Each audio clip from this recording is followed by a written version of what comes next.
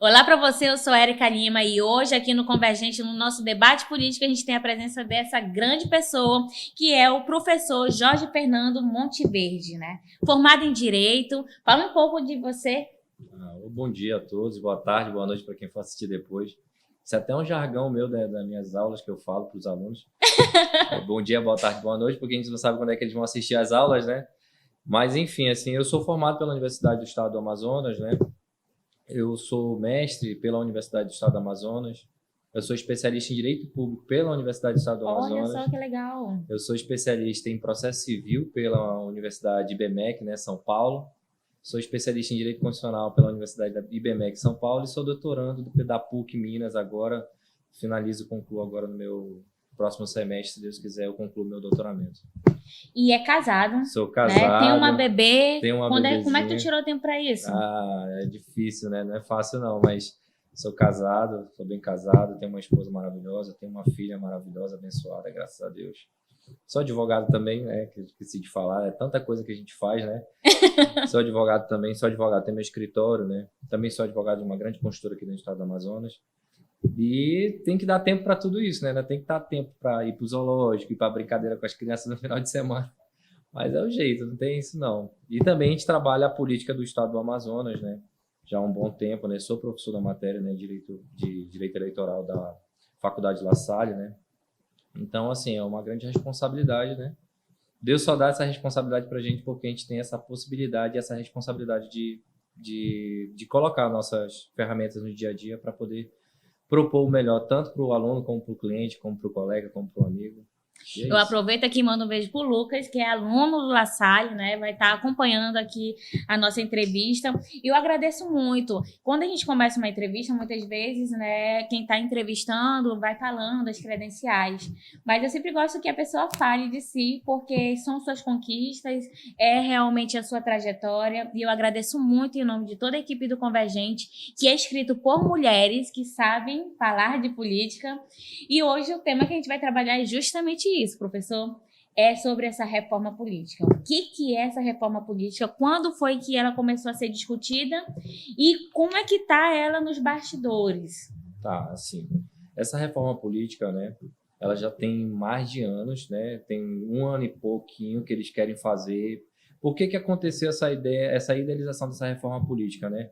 Acelerar a questão da pandemia, né? A questão da pandemia acelerou muita coisa dentro do Congresso Nacional, tanto na Câmara dos Deputados como no Senado Federal.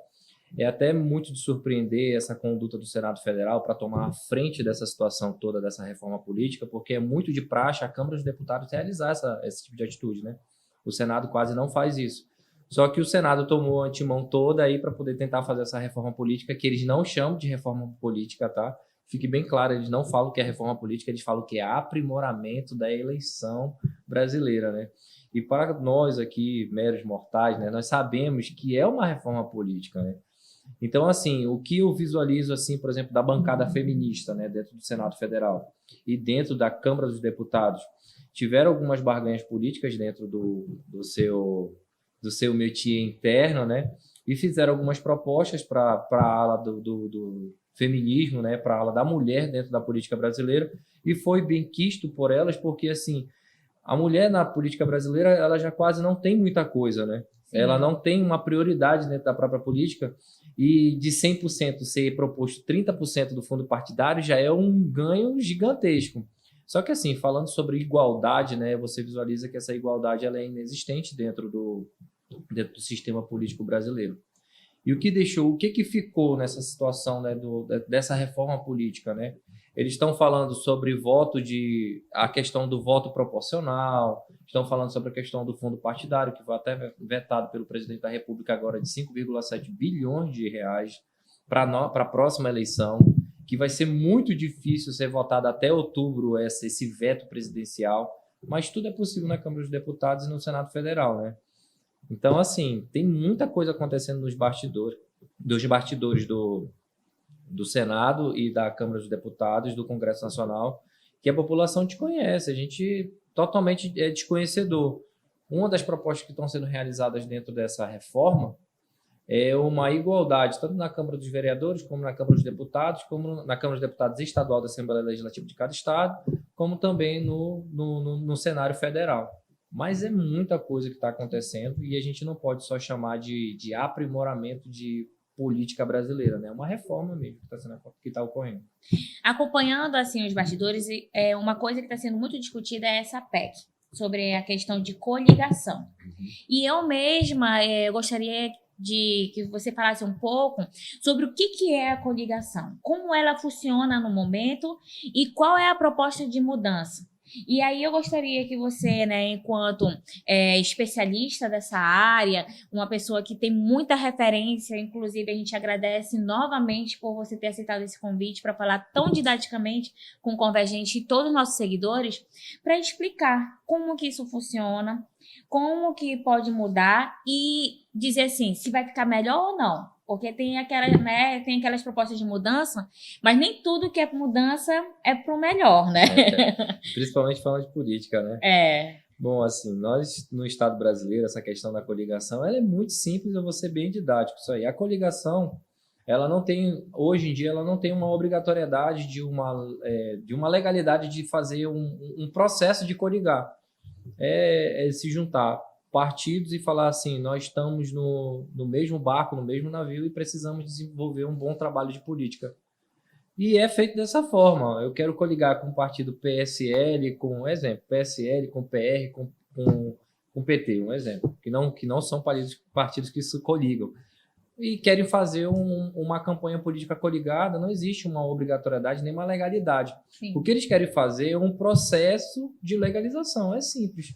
Se você quer coligar, você tem um prazo, você tem um tempo, você tem um método. Eles só querem fazer um procedimento processual que seja demonstrado que essa coligação ela é legal e não deixar como é hoje em dia, né? Olha, vamos coligar? Vamos. É como se juntassem num canto esporádico e falassem, não sei, vamos coligar? Vamos fazer essa coligação para a gente fazer essa campanha política? Vamos. E o que está sendo proposto é que seja realizado um procedimento, uma formalização para que o Tribunal Superior Eleitoral tenha conhecimento, que o TRE tenha conhecimento sobre essa coligação, não é no apagar da luz, mas sim com um processo antes mesmo que venha ocorrer o pleito eleitoral.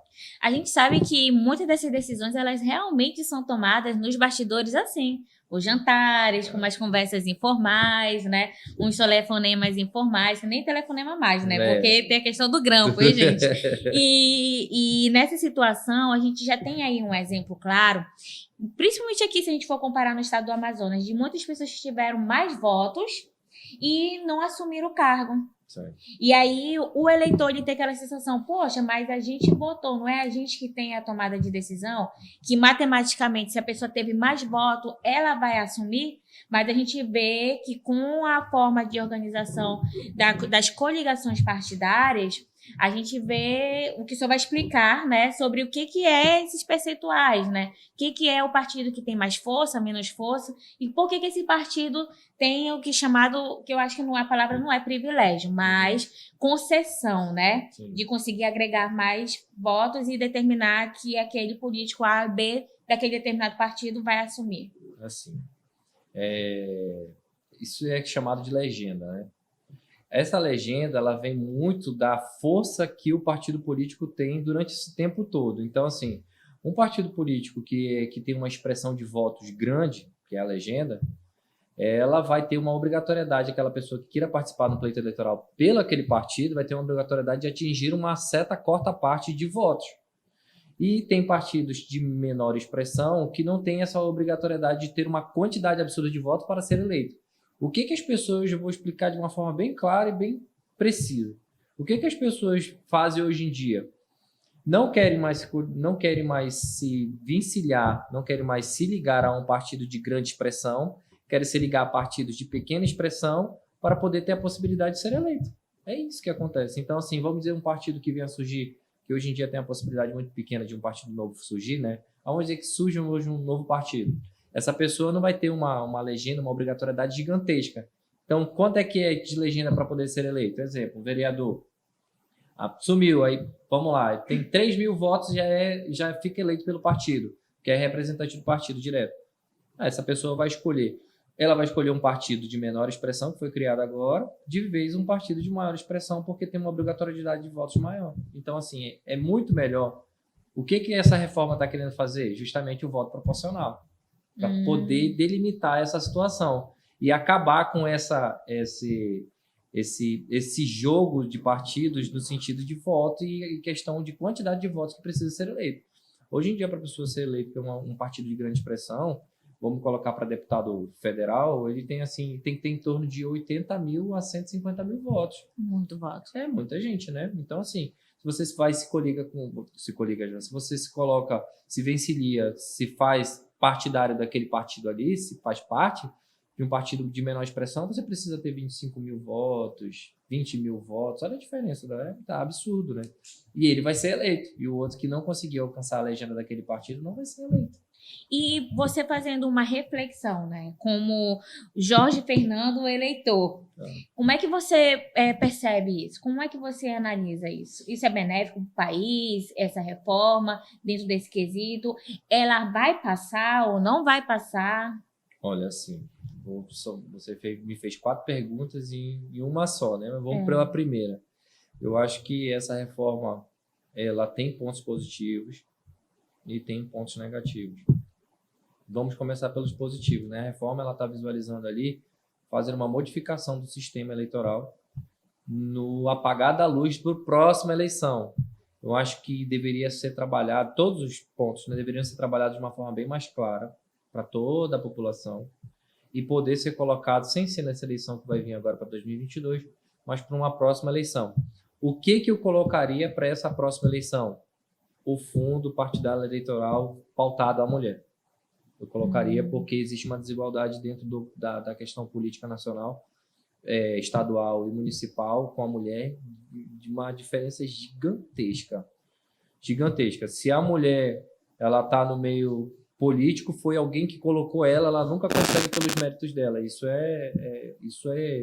São diálogos machistas que não devem existir dentro da questão social. Eu acho que se a mulher está no seio político, é porque ela tem capacidade de estar no seio político, ela pode representar sim a população brasileira, ela tem capacidade de representar suas bandeiras que ela está ali representando, seja do animal, seja da mulher, seja do LGBT, seja da própria mulher, seja do homem, do hétero que a mulher está ali para defender. Sim. Então, assim, eu acho que a mulher tem a capacidade plena e eu acho que um dos pontos positivos que poderia passar seria essa igualdade do fundo partidário financeiro para a mulher ter uma estabilidade grande dentro da política. Mas, assim, o que não fica claro para a população, e eu quero que fique bem claro, que esse dinheiro que está sendo pautado para o fundo partidário da mulher, para o fundo partidário desses partidos que vão receber, fica a critério do presidente do partido se ele vai gastar ou não nessa campanha.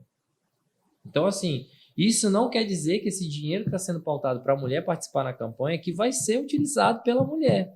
Ele vai visualizar se a mulher tem a possibilidade ou não de ter uma quantidade de votos boa, que eu acho que isso não deveria ser do partido político, e sim da questão da mulher de se colocar como social, né? Então fica muito... Se ele não quiser no ano de 2022 colocar a mulher que se colocou no partido para poder participar, o presidente do partido não coloca. E aquele dinheiro fica retido no partido para a próxima campanha. Deixa eu ver se eu entendi.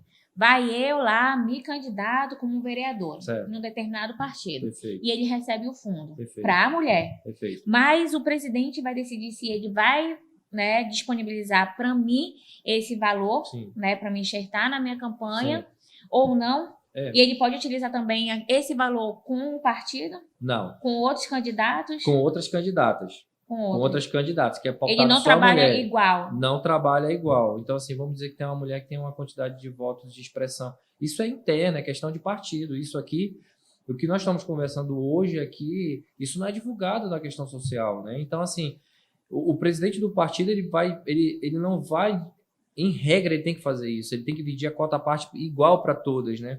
Mas se tem uma pessoa que tem uma influência política, uma influência social maior, tem absoluta certeza que o partido vai investir um pouco mais nela. Eu entendi. Porque ele, com uma estratégia para poder realmente fazer com que alguém se eleja, ele faz isso. Perfeito. Porém, na Constituição e democraticamente, né, quebra as pernas das outras, né? Elas não têm a mesma possibilidade de competir uma com as outras, né, com os demais membros do partido, de uma forma um pouco mais igualitária. Isso, né? é o que a Constituição, é um dos princípios constitucionais, né, que trata sobre a igualdade. E se você for pautar dentro do direito eleitoral, o princípio da igualdade ele também faz parte, né? Então, isso aí fica a critério do presidente do partido.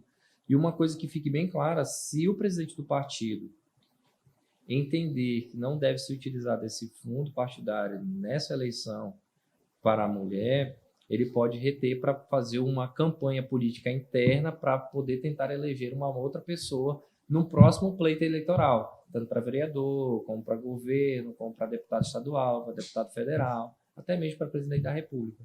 Eu convido o professor doutor também a ler, né? No Convergente a gente tem uma websérie de mulheres na política muito legal. A gente ainda está entrevistando muitas mulheres que exerceram papéis políticos e que ainda exercem influência no estado do Amazonas. E uma coisa que eu fiquei em dúvida agora, quando a gente está falando sobre isso, se procede ou não essa proposta, conversando com algumas mulheres que estão no âmbito da política, a questão de estabelecer 50% para mulheres, né, e 50% para homens. Isso tem possibilidade de acontecer no nosso país? O que está acontecendo é o seguinte, da questão dos incentivos da participação da mulher na política. Eles visualizam que, de maneira financeira, o fundo partidário ele vai se desenvolver até 30%. Aí já começa a desigualdade, né? Porque se é desenvolvido uma política de igualdade, vamos lá, é 50-50 de fundo partidário. Tanto para a mulher quanto para o homem. Opa!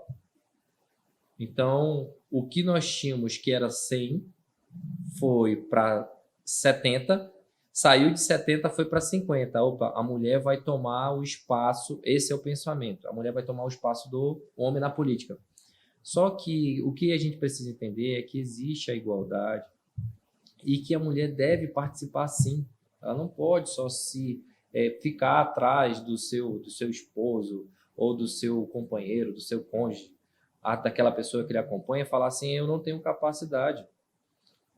A mulher, ela está na questão social, se a gente for falar sobre quantidade de população, a mulher ela tem uma quantidade muito maior do que o homem dentro da sociedade brasileira. Só que ela não consegue deslumbrar, ou ela consegue deslumbrar, e a política barra, que é o que a gente visualiza que a gente está pautando hoje, a política barra a entrada dessa mulher dentro da questão da politicagem que é realizada dentro do nosso estado, município, país. Nós tivemos uma pessoa que fez uma representação que não pode ser deixado de se falar, que foi a presidente Dilma. A presidente Dilma Rousseff, ela fez um papel de extrema importância, como existem outros ministros, outras ministras que são hoje em dia do atual governo, que estão fazendo um papel, estão desenvolvendo um papel de excelência. Então, isso não diminui a questão da mulher dentro da política, e sim fortalece cada vez mais. Nós precisamos de mais mulheres na política, porque a questão da política só pautada ao homem, da questão social, já não faz mais parte do nosso século XXI. Nós estamos saindo da idade contemporânea e entrando na idade tecnológica. Ainda não está pautado nos livros, né, da história, mas nós já estamos saindo da idade contemporânea e entrando na idade tecnológica. O homem, por si só, ele é receoso com a idade tecnológica. A mulher não, ela desenvolve muito melhor do que o homem. Mas muito melhor. Se você colocar uma mulher para desenvolver qualquer praticidade tecnológica, ela vai desenvolver de uma forma muito mais rápida do que o homem. A mulher desenvolve mais rápido do que o homem. Então, assim, eu acho que está faltando mulher, sim, na questão política. Está faltando tanto na esfera municipal, estadual, federal, para que a população seja também vista pela mulher. E, assim, finalizando essa ideia da questão da mulher na política, visualizo da seguinte forma. A mulher tem muito mais tato para poder lidar com certas questões de bandeiras e de politicagem dentro do país do que o homem. Então, assim, não cabe essa desigualdade, não cabe mais. A gente vive uma desigualdade muito grande, não cabe mais essa desigualdade dentro do nosso país, não. A gente já vai quase finalizando aqui a nossa entrevista, e aí eu queria que a gente reforçasse, né, o que vai passar Aí você colocou, assim, eu acho que seria interessante passar, né, tal coisa ainda para essa eleição. Sim. Mas olhando o cenário, os bastidores, como está essa movimentação, a gente vai ter uma eleição extremamente polarizada. Já convidamos aqui, né, o professor para estar com a gente, comentando na eleição de 2022. A gente vai dialogando. E eu queria saber o que tem possibilidade real de passar, dentro dos interesses que o professor analisa, né, nessas correlações de forças ali da classe política do nosso país. Bom, o que tem uma possibilidade gigantesca de passar é a questão da propaganda de TV e rádio, que eles estão mantendo e querendo que permaneça, né, que tenha essa quantidade de horas.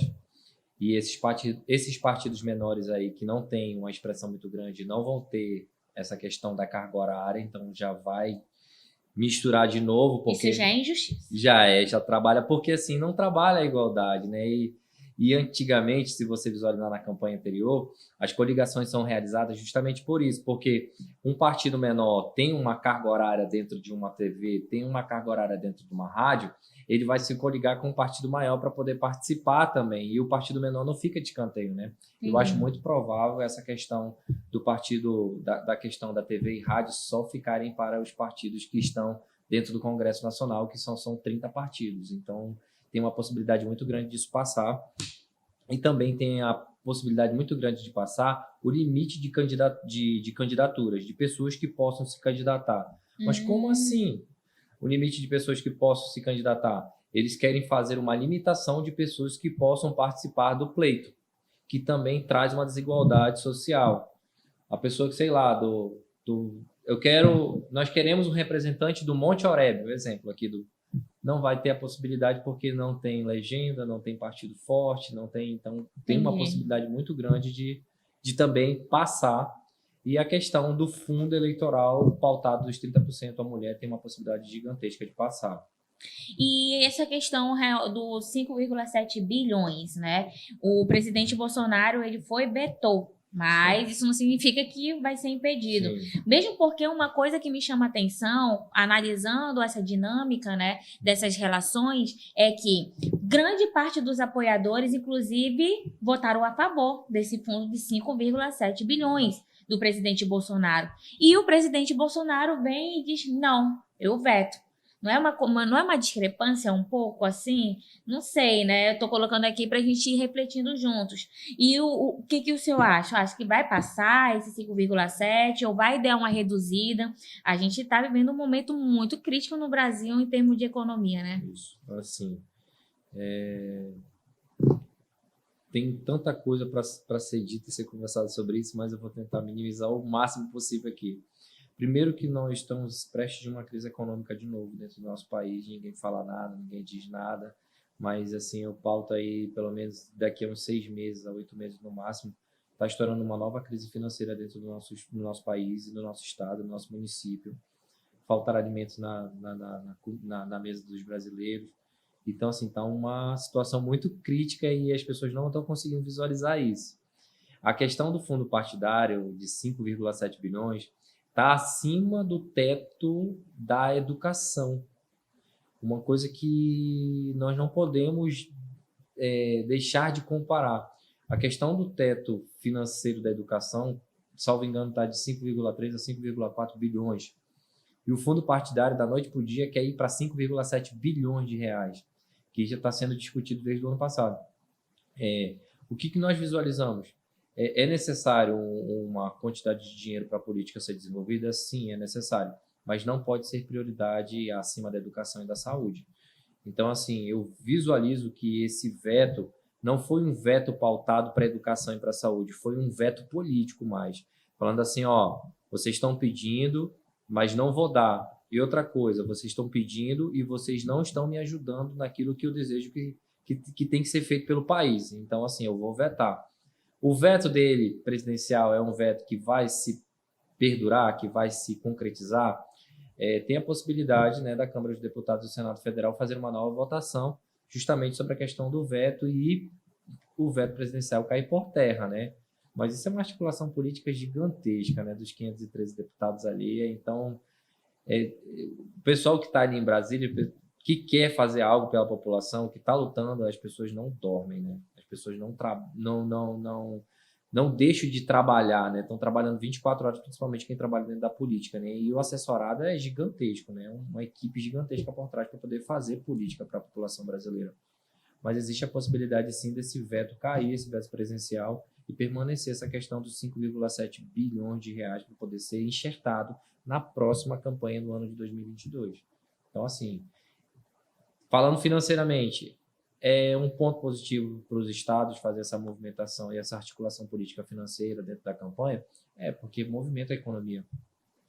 Mas falando de uma forma administrativa e de uma forma organizacional, não é benefício, porque ultrapassa a quantidade de educação, ultrapassa a quantidade de saúde, e a gente não está conseguindo desenvolver a educação que é necessária para o nosso país.